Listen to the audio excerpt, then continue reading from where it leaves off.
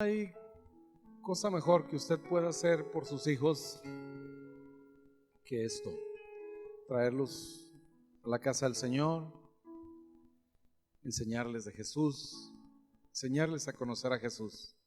No hay cosa mejor. Para Dios, el más grande logro que un hombre o una mujer pueden alcanzar en el cielo, ¿sí?, lo que Él considera tu máximo.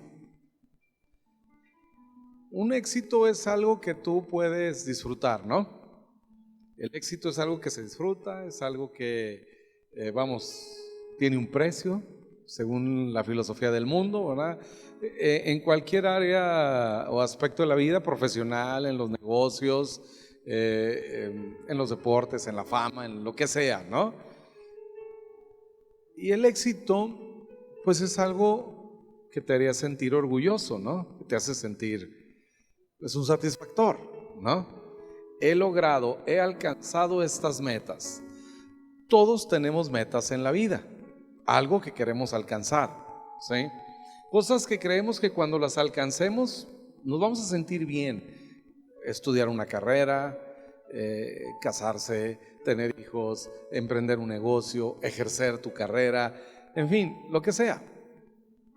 Pero para Dios, ¿cuál es el más grande logro que un hombre o una mujer pueden tener? En Jeremías, en el capítulo 9, dice esto el Señor. Vea: así dijo Jehová: no se alabe el sabio en su sabiduría, ¿sí?, ni en su valentía se alabe el valiente, ni el rico se alabe en sus riquezas.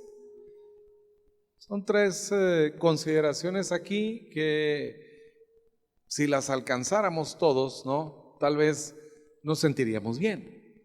Diríamos: he alcanzado el éxito en la vida. Después de tantos años soy un hombre o una mujer sabio, valiente, me he esforzado, he dedicado mi vida a cosas buenas y finalmente he tenido también riquezas, ¿sí? He alcanzado riquezas. Tengo la casa que quiero, tengo el coche que quiero, ya mi código postal es el que quería, el que siempre soñé, ese tipo de cosas, ¿sí? Y son cosas que nos pueden hacer sentir bien. No, nada de esto es malo, ¿sí? Son cosas buenas que un hombre y una mujer puede tener. Pero luego Dios dice: mas alábese en esto el que se hubiere de alabar. Aquí nos está diciendo el Señor cuál es el más grande éxito que un hombre puede tener. Y no tiene nada que ver con la casa donde vivas, el tamaño de la casa, el carro que manejes, el dinero que tengas en el banco. No. Dice: alábese en entenderme y conocerme. Conozcan que yo soy Jehová, que hago misericordia, juicio y justicia, porque esto me agrada, dice el Señor. Por eso les decía hace un momento, lo mejor que puedes hacer con tus hijos, digo, después si puedes pagarles una universidad, el TEC de Monterrey, lo que quieras, de esas universidades famosas, rimbombantes, lo que sea, si se lo puedes dar a tus hijos, adelante, dáselo en el nombre del Señor, ¿verdad? Si puedes, y si anhelas eso en el nombre del Señor, se lo vas a conceder, ¿sí? Si ya lo hiciste, felicidades, gracias a Dios por eso. Esa es bendición de Dios también, y es importante tenerla. Pero no es lo máximo que nuestros hijos necesitan, porque puedes darles todo lo mejor del mundo, todo lo que dice aquí, ¿verdad?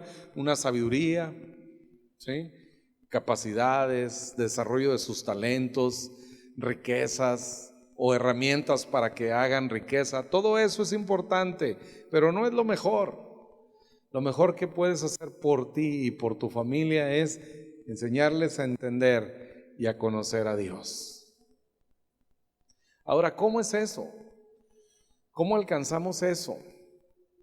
La máxima revelación de Dios al hombre es una persona, Jesucristo. La Biblia dice: porque Dios habiendo hablado antes por medio de los profetas, en este tiempo se ha manifestado por medio del Hijo. La máxima revelación de Dios al hombre, hermanos, de sí mismo, de su esencia, de su carácter, es el Hijo Jesucristo. Él es. Le preguntaron allá en Juan 14 los discípulos a Jesús: muéstranos al Padre, queremos ver al Padre. Y Jesús les dice: hace tantos años que estoy con ustedes y no me conocen. El que me ha visto a mí, ha visto al Padre. El que me conoce a mí, conoce al Padre. El que conoce mi carácter, el que conoce mi obra, conoce el carácter y la obra de Dios. El carácter, la persona del Padre, toda, hermanos, en Jesucristo. Colosenses, Pablo dice así, que a Dios le pareció que en Jesucristo habitase toda la plenitud de Dios, y nosotros estamos completos en Él. El que conoce a Jesús tiene todo. El que tiene a Jesús, hermanos, tiene todo. Ese es el más grande logro que un hombre o una mujer puede tener. Así que felicítese a usted. Agradézcale a Dios por la maravillosa oportunidad que le dio de conocerlo, porque ahora nosotros estamos en esos. Ahora nosotros tenemos algo de qué alabarnos. Dice: alábese el que se hubiere de alabar en esto, en entenderme y en conocerme a mí. Así que felicidades a todos ustedes que nos hemos expuesto a la palabra del Señor, a la revelación de Jesucristo. Como decíamos el martes en el estudio, ¿se acuerdan? Meditábamos Apocalipsis, el capítulo 1, la revelación de Jesucristo. Todo lo que el libro de Apocalipsis habla, su tema central es, hermanos, que somos vencedores, que salimos ganando. El tema de Apocalipsis es que al final Dios gana. Ciertamente el diablo creyó ganar cuando motivó a Adán y a Eva para pecar y apartarse de Dios, ¿sí? Él pensó que había ganado. Sin embargo, el libro de Apocalipsis dice lo contrario: Dios sale ganando y nosotros juntamente con Él. Eso es lo que revela Apocalipsis, la persona, la obra de Jesucristo y, hermanos, la victoria que nos ha sido dada a usted y a mí. Ahora, ¿cómo hace Jesús esta revelación? Jesús conoce de Dios lo que nadie conoce. En la primera carta de Pablo a Timoteo, en el capítulo 1, hermanos, verso 11, por favor, ahí en su Biblia, dice: según el glorioso evangelio, ahorita aparecerá por ahí, según el glorioso evangelio del Dios bendito que a mí me ha sido encomendado. El apóstol Pablo habla de esta encomienda que ahora él tiene: predicar el glorioso evangelio. Fíjese bien, así con todas sus letras el apóstol Pablo dice del evangelio, ¿no? Es algo glorioso, hermanos, es lo mejor que el hombre puede conocer. El evangelio de Jesucristo no es una historia, no es un cuento más. El evangelio de Jesucristo, hermanos, trae toda la gloria de Dios, toda la carga de la gloria de Dios, del Dios bendito, que en este caso es el Dios feliz. La palabra bendito, que normalmente se traduce como bendito en el Nuevo Testamento, en el griego es la palabra eulogio, ¿sí? De donde viene la palabra elogio, hablar bien, bendito, bendecir, hablar bien. Pero no es la palabra que utiliza aquí. Aquí utiliza Macario, que significa feliz. El Dios feliz, el glorioso evangelio del Dios feliz. Significa que el evangelio, hermanos, hace feliz a Dios, porque el evangelio es simple y sencillamente la obra redentora de Jesucristo en nuestro favor, donde Jesús manifiesta el pleno conocimiento que Él tiene del Padre referente a estas dos cosas que dice Jeremías: el que se hubiere de alabar, alábese en entenderme y en conocerme a mí, que soy misericordioso, que hago juicio y justicia. Esas dos cosas, hermanos, la misericordia de Dios, el amor de Dios y la justicia de Dios, están reveladas en el evangelio de Jesús en la cruz. Jesús conoce al Padre como nadie lo puede conocer. Jesús conoce el amor del Padre por ti y por mí. Él entiende más que nosotros, Él lo entiende perfectamente. Si nosotros pudiéramos cada vez comprender cuánto el Señor nos ama. Juan lo pone de esta manera, dice: si alguno ama al mundo o las cosas que están en el mundo, el amor del Padre no está en él. Fíjese bien, no es el amor al Padre, es el amor del Padre. Es decir, todos aquellos que andan enredados en las cosas del mundo no se han dado cuenta cuánto Dios los ama. Aquellos que quieren resolver la vida o que quieren disfrutar la vida a la manera del mundo, no se han dado cuenta que Dios les ama tanto que quiere darles eso y más.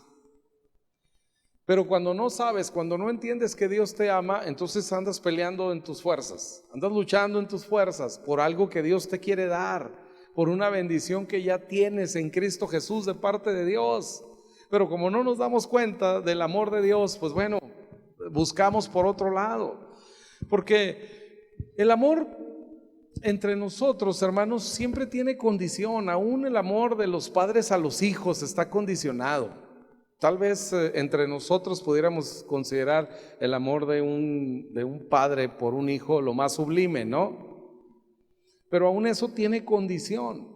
Si hablamos del amor de pareja, igual está condicionado. Por mucho que usted diga: yo te amo eternamente y te voy a amar toda la vida y lo que sea. Sí, pero siempre y cuando hagas esto, ¿verdad?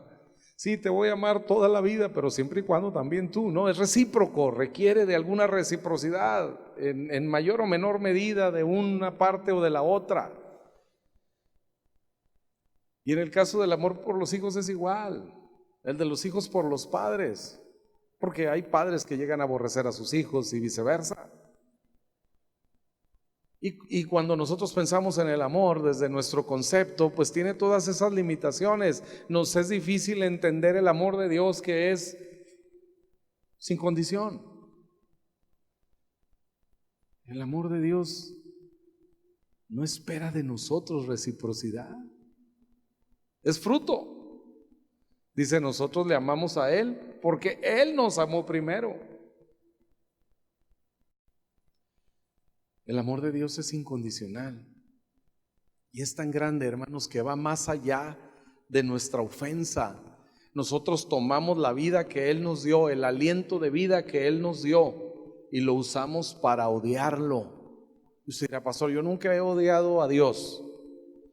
Hermanos, la otra cosa que solo Jesús sabe y entiende a la perfección es cuánto tú y yo hemos ofendido a Dios. Nosotros, igual cuando se trata del pecado, nos consideramos buenas personas, y lo somos. En términos sociales, todos aquí somos buenas personas, ¿sí? Es decir, no estamos en la cárcel porque no hemos violentado a nadie, no hemos robado a alguien, no hemos agredido a alguien, pero estamos acá. Somos buenas personas. Pero a los ojos de Dios, hermanos, lo hemos ofendido más de lo que tiene usted una idea. También a veces compararnos con otras personas, ¿no?, nos hace creer que estamos bien delante de Dios porque no somos tan malas personas. Eso es lo que mucha gente sin Cristo piensa, ¿verdad? Si usted les pregunta por ahí: oye, y cuando mueras aquí, ¿a dónde vas a ir? Yo creo que al cielo. ¿Y por qué? Pues porque no he sido tan malo. Hay otros peores, ¿verdad? No señale para ningún lado, pero hay otros peores, ¿no? Y a comparación de ellos, yo creo que a mí sí me va a dejar pasar. Pero no es así como funciona. Dios sabe, hermanos, Jesús sabe cuánto nuestro pecado ofendió al Padre, pero también sabe cuánto nos ama. Esa es la razón de la cruz, que Jesús conoce al Padre, es el único que lo conoce. Ni los propios ángeles conocen a Dios, son creación de Él. Los propios ángeles no entienden a Dios. Por eso la rebelión famosa, ¿no?, de Satanás y sus ángeles, porque no lo alcanzaron a comprender. Solo Jesús conoce plenamente al Padre, el amor que hay en Él. su misericordia por nosotros y este anhelo, este deseo que Él tiene por salvarnos. Por eso Jesús viene a la cruz a resolver, hermanos, este problema que es nuestro por causa de nuestro pecado. Y entonces en la cruz se juntan la misericordia, el amor y la justicia de Dios. La justicia de Dios castigando a su Hijo, el único que podía pagar nuestros pecados. Para ti, para mí era una deuda impagable. Por eso la paga del pecado es muerte, pero no es solamente morir, ¿verdad? Bueno, ya vivió y vivió una vida licenciosa, una vida de pecado, se murió y se acabó. No es eso. El pecado, hermanos, es una deuda impagable, por eso la muerte es muerte eterna. Es un sufrimiento eterno en el infierno, que cuando se habla del infierno dice que hay una llama que no cesa. Un gusano que no se muere, no se acaba. Y usted dirá, bueno, pero me acabo yo. No te vas a acabar. Bueno, nosotros ya no, ¿verdad? Pero el que esté allá. Es eterno el sufrimiento, porque nuestra vida no alcanza a pagar la deuda que teníamos con Dios. Jesús, entendiendo todas estas cosas, conociendo todas estas cosas, viene a la cruz y en ese momento resuelve este problema, porque enfrenta la justicia de Dios por nosotros al tomar tu pecado y el mío, y en la cruz recibir toda la ira de Dios. Todo lo que produjo nuestra maldad en contra de Dios, hermanos, cayó sobre su Hijo Jesucristo, para que entonces a partir de ahí, en ese mismo acto, hermanos, de justicia, se manifieste el más grande amor de Dios por ti y por mí. Que dice Juan 3:16, porque de tal manera, ese de tal manera, hermanos, considérelo, de tal manera, así te amó el Señor, tanto te amó el Señor, que dio a su Hijo, entregó a su Hijo, para que todo aquel que en Él cree no se pierda, mas tenga vida eterna. La justicia y el amor de Dios uniéndose en la cruz. Y ahora Dios manifestando el perdón en nuestro favor. El hombre necesita entender esto. Dice, alábese de conocerme, de entenderme, de conocer este amor, esta misericordia de Dios. Todos los reclamos, hermanos, de la justicia de Dios quedaron satisfechos en la cruz de Cristo. Absolutamente todo lo que la justicia de Dios demandaba por causa de nuestro pecado quedó cubierto en esa cruz maravillosa. El mundo necesita conocer el Evangelio. Este Evangelio que tú y yo hemos creído, hemos conocido, el mundo necesita saber de él. El mundo necesita saber que hay un Salvador, de alguien que vino a pagar por sus pecados. Cuando preguntamos a la gente acerca de Jesús, ¿qué creen acerca de Jesús? Son muy variados las expresiones, ¿no? Algunos dicen, bueno, pues fue un gran maestro, lo fue. Fue un gran líder, por supuesto que lo fue también. Pero no es esa la función principal de Jesús. ¿Es un maestro? Claro que sí. ¿Es un modelo a seguir? Claro que sí. Su carácter, su personalidad, deberíamos de imitarla, por supuesto que sí. Pero no vino a eso Jesucristo. Él vino a buscar y a salvar lo que se había perdido. En el Evangelio de Lucas, en el capítulo 14, hay un grupo de gente, de hecho dice grandes multitudes, ¿sí? Vean por favor, Lucas 14, por allá del verso 25, grandes multitudes iban con él. Entonces, vea la imagen, ¿sí? Use su imaginación. Grandes multitudes iban con él. Evidentemente Jesús va al frente, ¿no? Porque dice volviéndose. Entonces trate de ilustrar ahí en su pensamiento, ¿no? Jesús adelante y grandes multitudes, miles de personas iban con él. Y entonces Jesús se voltea con ellos. Volviéndose les dijo, si alguno viene a mí y no aborrece a su padre y madre y mujer e hijos y hermanos y hermanas y aún también su propia vida, no puede ser mi discípulo. Qué publicidad, ¿no?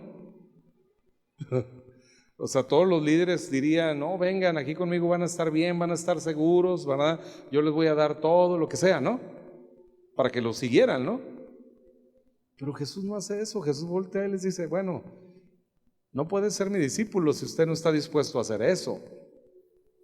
Luego dice, y el que no lleva su cruz y viene en pos de mí, no puede ser mi discípulo.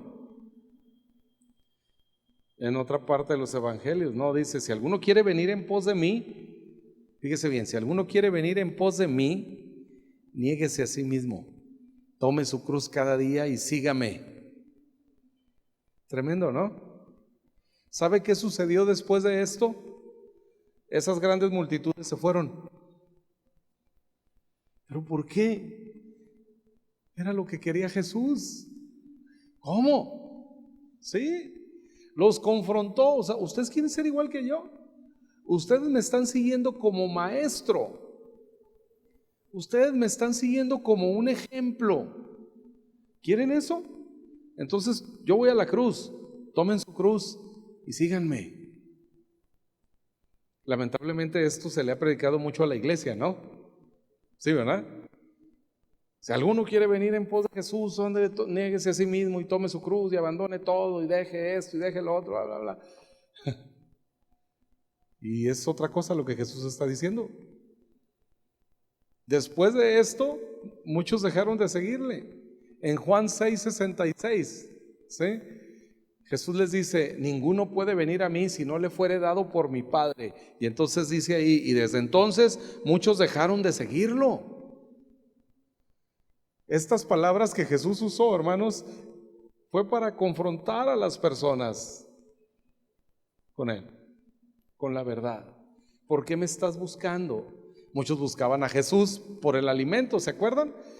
Después de aquella alimentación milagrosa, al día siguiente Jesús va a salvar al endemoniado gadareno. Cuando regresa le dijeron, maestro, ¿dónde te habías metido? Te hemos estado buscando. Y les dice, ustedes me buscan porque les llené el estómago. O sea, quieren milagros para seguir disfrutando de esto, pero no han entendido a lo que yo vine. ¿Puedo alimentar? Por supuesto que sí. ¿Puedo sanar? Soy sanador. ¿Puedo enseñar? Soy el maestro de maestros, dice Jesús. Pero no vine a eso, vine a salvarlos. Capítulo 15 de Lucas dice lo siguiente, verso 1. Aquí termina el 14, ¿verdad? Jesús diciéndole a estos, si quieren venir en pos de mí, aborrezcan todo esto, niéguense a sí mismos y entonces vengan, si no, no pueden ser mis discípulos. Y ahí empezaron algunos a decir, no, ¿sabes qué? Yo tengo compromisos, ahí nos vemos. ¿Sabes qué? Señor, hoy juega el Santos, ya me voy. Y se empezaron a ir, ¿eh? Pero luego dice, entonces, aquí falta esa palabra en la traducción que tenemos al español. Entonces, después de esto, se acercaba Jesús a todos los publicanos y pecadores para oírle. Venían a Jesús y Jesús los aceptaba. Y luego dicen los fariseos, y los fariseos y los escribas murmuraban diciendo, a los pecadores recibe y come con ellos. Esa es la gloria del evangelio. El Dios bendito, el Dios feliz, el 3 veces santo Dios sentado en una mesa con los pecadores, no con aquellos que le querían seguir, no con aquellos que querían aprender de Él y ser como Él, no, con aquellos que lo necesitaban como Salvador, aquellos que se daban cuenta que lo único que podían hacer era recibir de Dios, no dar algo. Aquellos que decían, estoy perdido sin el Señor. Publicanos y pecadores. A las grandes multitudes, la ley, ¿no? Pues ustedes quieren seguirme como ejemplo. Yo vine a cumplir la ley.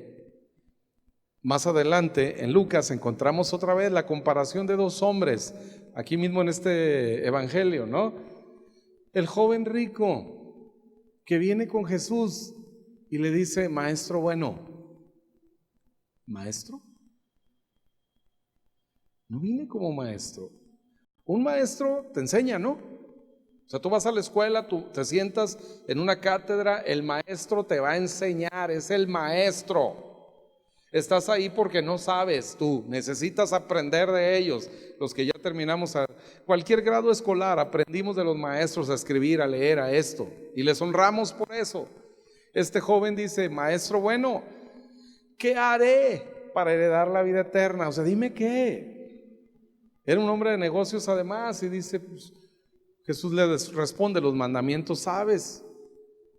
Y le menciona algunos, y aquel dice, pues eso está fácil, los he cumplido desde mi juventud. Ah, bueno, pero has quebrantado el primero. Entonces le dice, ¿no? Una cosa te falta, vende todo lo que tienes, dalo a los pobres, y entonces sígueme. Parecido a lo que les dijo en Lucas 14, ¿no? O sea, aborrezcan todo, y vengan y síganme, es la ley. ¿Qué le está diciendo Jesús a este joven? ¿Sabes? Estás quebrantando el primer mandamiento porque tienes un Dios que es el dinero. Lo único que Jesús le está revelando, Jesús no quiere su dinero.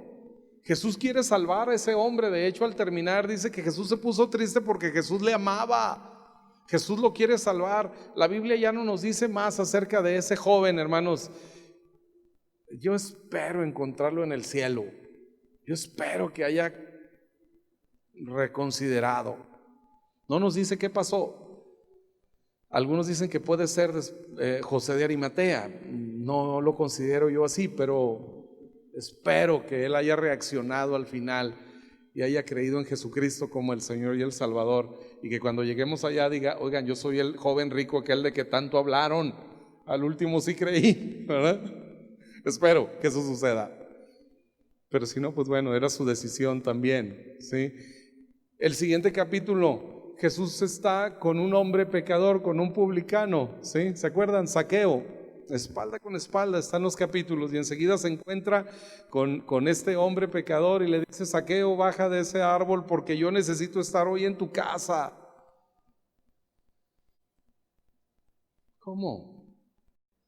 Un pecador, un publicano. Después de esto Jesús les cuenta una parábola.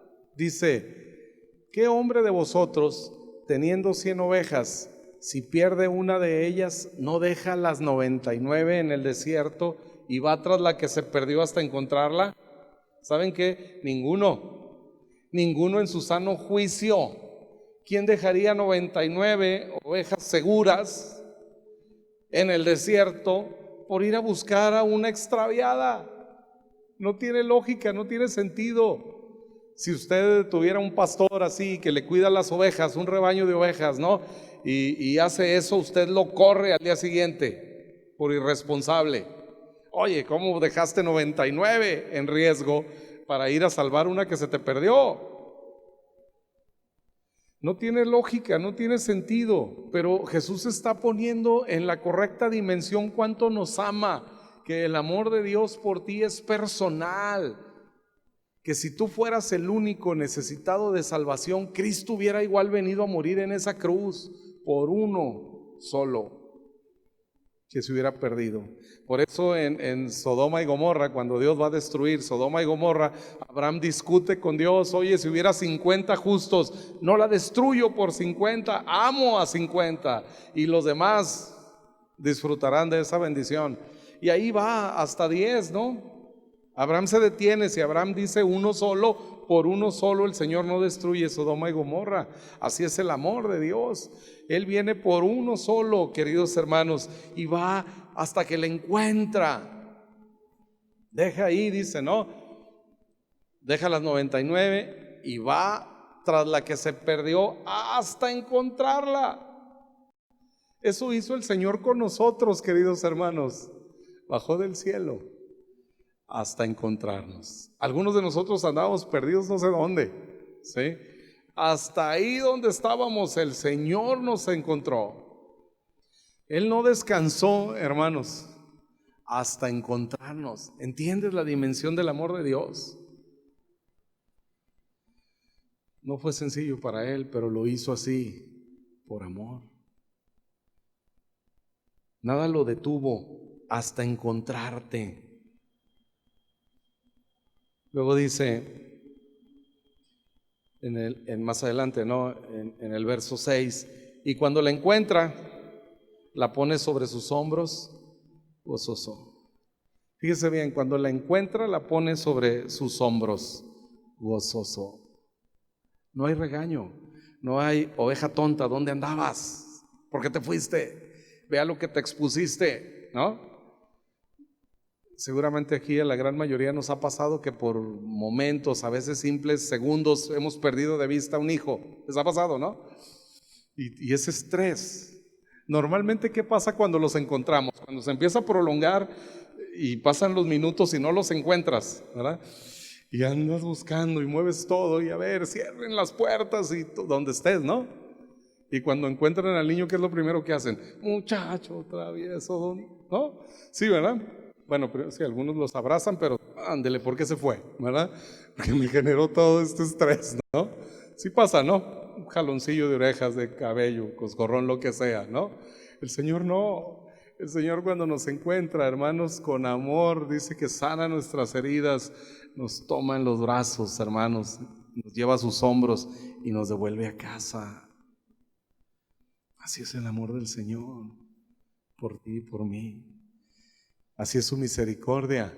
Luego dice en el verso 7, os digo que así habrá más gozo en el cielo por un pecador que se arrepiente que por 99 justos que no necesitan arrepentimiento, los cuales no existen, ¿sí? No hay 99 justos, hermanos, que no necesiten arrepentimiento. Pero hay gozo en el cielo cuando un pecador se arrepiente. ¿En qué consiste arrepentirse? En consentir ser salvo. Dígame, ¿qué hizo la oveja esta para ser salva? Perderse, estar perdida, lo que hicimos tú y yo. Todo, hermanos, el proceso de salvación es del Señor. Nuestro arrepentimiento consiste solamente en consentir ser salvos, en consentir y en recibir la gracia, el favor de Dios por nosotros. Eso es el arrepentimiento, hermanos. No es una obra de cuán mal te sientas y cuál esto. No, simplemente, Señor, sí, sálvame. Acepto tu salvación.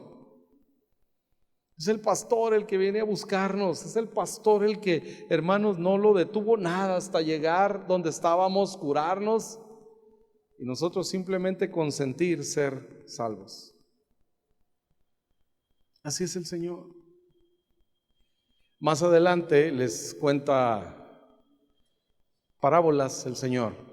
La oveja perdida, enseguida una moneda que se pierde y después un hijo, ¿sí?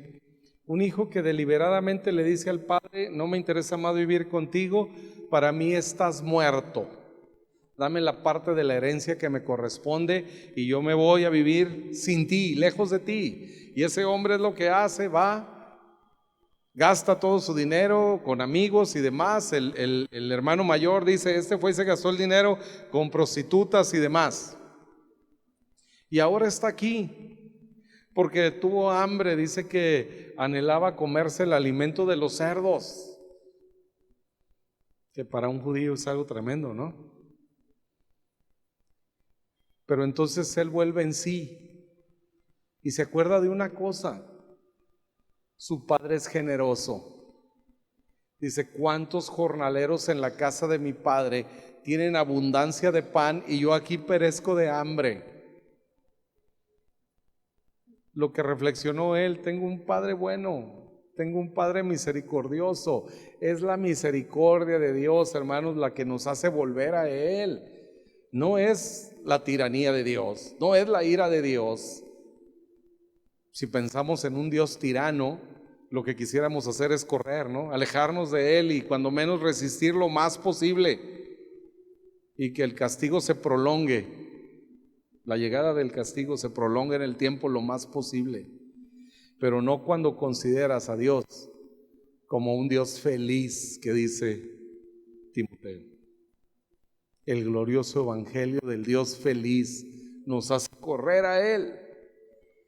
nos hace volver a Él, como este joven que menospreció en su tiempo a su padre y ahora dice: voy a hacer esto, volveré a casa de mi padre y le diré: Padre, he pecado contra el cielo y contra ti, ya no soy digno de ser llamado tu hijo, hazme como uno de tus jornaleros. Lo que él dice: ahora yo quiero trabajar por la bendición, estoy dispuesto a trabajar por la comida. Y entonces eso hace, y cuando regresa, el padre lo ve de lejos, hermanos, y cuando alcanza a distinguir que se trata de su hijo, les he explicado, usa todos los músculos de su cuerpo y los pone en acción para correr lo más rápido que puede hasta encontrarse con su hijo.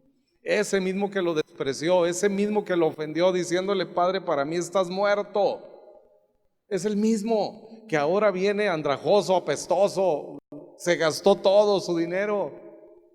Pero vemos al padre, hermanos, corriendo, tomando la iniciativa para llegar hasta él. Dice que corrió hasta donde estaba, se echó sobre su cuello y le besó. Ese se echó sobre su cuello es literalmente, hermanos, saltó sobre él. Saltó, cayó sobre él y le besó. No es ese beso formal, ¿verdad?, de bienvenida. Ese lo comió a besos. Es la bondad de Dios la que nos hace volver a Él. Y entonces ese joven dice: Padre, he pecado contra el cielo y contra ti. Y cuando él está a punto de decir: hazme uno de tus jornaleros, el padre lo interrumpe porque no quiere tener un pacto con él como un trabajador. No te recibo como un trabajador. Y entonces lo que empieza es la generosidad del padre. Traigan el mejor vestido y vístanlo, pongan calzado en su pie y anillo en su mano. Restauración total, hermanos, de un hijo perdido. Ese es el amor de Dios. Por eso es incondicional. No amerita o no requiere reciprocidad de nosotros. Simplemente recibir. Y cuanto más recibimos, hermanos, más experimentamos esa transformación de parte de Dios. Un hijo que gastó la riqueza de su padre, ahora recibe una respuesta generosa de aquel a quien ofendió. Eso es el Evangelio. Por eso es glorioso. Y por eso hace feliz a Dios que tú lo recibas. En la historia de Zaqueo, al joven rico: vende todo lo que tienes, dalo a los pobres y ven y sígueme. En Zaqueo, en casa de Zaqueo, no hay ninguna reprensión, no hay los mandamientos, ¿sabes? No hay: Zaqueo, vende todo lo que tienes. No hay: Zaqueo, eres un ladrón. No hay nada de eso. Solamente, hermanos, es el pecador, el Salvador, una mesa en medio y un cabrito sobre la mesa o lo que sea. Están comiendo. Es todo lo que hay, hermanos. No hay ninguna reprensión, no hay ningún reclamo. Es solo una mirada tierna de amor que convenció a aquel pecador, que transformó a un pecador. Y entonces se pone de pie. Nadie le dijo que hiciera esto. Y entonces dice: he aquí, la mitad de los bienes, de mis bienes, doy a los pobres. Y si en algo he defraudado a alguien, se lo pago cuadruplicado. Según la ley, era el doble. ¿Sí? Según la ley debería de pagar el doble lo que robó. Pero solo la gracia y la bondad de Dios hace a un hombre generoso. Si a alguien le he robado, se lo voy a pagar cuadruplicado. El joven rico, cuando Jesús le dijo: vende todo lo que tienes, dice que se fue triste porque tenía muchas posesiones. Pero la gracia transforma la vida de un hombre, no la ley. La ley no pudo hacer que este hombre fuera generoso. Pero en Zaqueo la gracia se manifestó de esta manera poderosa. Si alguno ha de gloriarse en algo, dice el Señor, gloríese en esto, en entenderme y en conocerme, que soy misericordioso y que hago juicio y justicia. El juicio y la justicia se encontró con el amor y la misericordia de Dios en la cruz del Calvario. Alábese de eso, esté feliz por eso, por haber encontrado esta revelación, por haber conocido a Jesús como su Señor y su Salvador. Eso es lo que Dios quiere, eso es lo que a Dios lo hace feliz. Vamos a disfrutar, hermanos, lo que Cristo ha hecho por nosotros y lo que nos ha revelado del Padre. Y así podamos disfrutar tú y yo de esta nueva vida que Él nos ofrece. Vamos a celebrar la comunión, hermanos, la cena del Señor, así que quiero invitarles a los hermanos que me van a ayudar a servir la mesa, que vengan acá mientras tenemos todo esto en mente, ¿sí?